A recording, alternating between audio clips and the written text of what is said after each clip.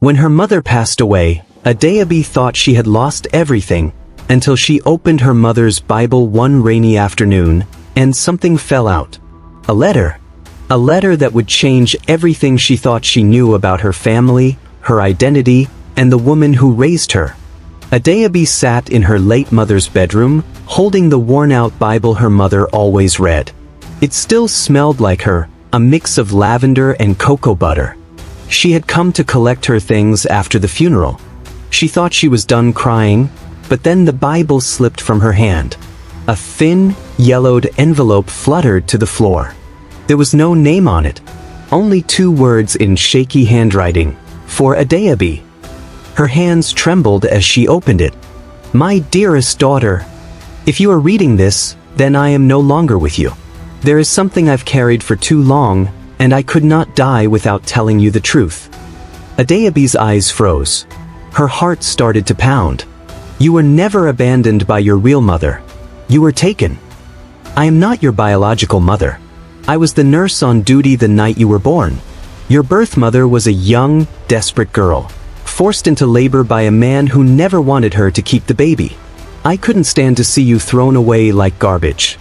So I did something unthinkable. I ran away with you. I raised you as my own." Adaobi dropped the letter. Her breath caught in her throat.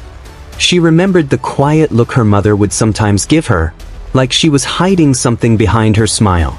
She remembered the times she asked about her father and got vague answers. And now, it all made sense. Your real mother, her name is Chinanai. She never stopped looking for you. I left clues in the back cover of this Bible. If you still want the truth, follow them. Adaobi flipped to the back. A name, a phone number, an address in Enugu. 3 days later, Adaobi stood in front of a small compound. A woman, now older, sat outside peeling yams. When she looked up and saw Adaobi, her eyes filled with tears. She didn't need to ask. She knew. "Chioma?" the woman whispered. "No," Adaobi said softly.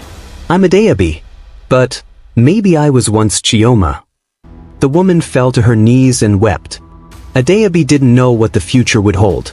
But she knew this: love had raised her, and love had never stopped searching for her. The truth was painful, but it had given her something she never knew she was missing: a second mother, and a second chance. Adaobi had just reunited with the woman who gave her life. Tears were shed, hugs exchanged, but after the joy came silence. And in that silence came the second truth, a truth even more painful than the first. Chinanai, her birth mother, served Adaobi food with shaking hands. Adaobi tried to be strong, but questions burned in her heart. "Why didn't you come for me?" she asked. "I did," Chinanai whispered. "But I was warned, if I came any closer, they would kill me." Adaobi froze. 20 years ago, Chinanai was just 17, pregnant, alone. Her parents disowned her. The man who got her pregnant was from a wealthy family, powerful people with secrets to protect.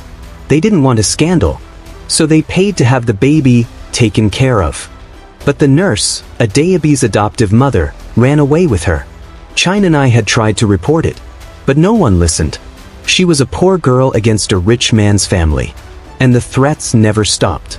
Adaobi's world spun. First, her mother wasn't her mother. Now, her father might be a powerful man who tried to erase her? Who is he? Adaobi demanded. Chinanai looked up. Her eyes filled with fear. "You are not safe," she said. "I shouldn't have told you." That night, as Adaobi left Chinanai's compound, a black car was parked across the street. The windows were tinted. The engine was running. As she walked past, the door opened slightly. A man in a suit said one thing: "You should leave this alone, for your own good." Back in her hotel room, Adaobi stared at herself in the mirror. The Bible, the letter, the threats, everything felt like a puzzle she never asked for. But one thing was clear: she wasn't going to be silent. "I deserve to know who I am," she whispered. Just then her phone buzzed. It was an unknown number. The message: "You're not the only one. Call me. I have the same letter and the same mother." Adaobi stared at the screen. Was it possible? Did her mother hide more than one child? What would you do if you found out you weren't the only lost child? Is Adaobi ready to face the truth, or is she walking straight into danger? Subscribe to our channel to find out what happened next.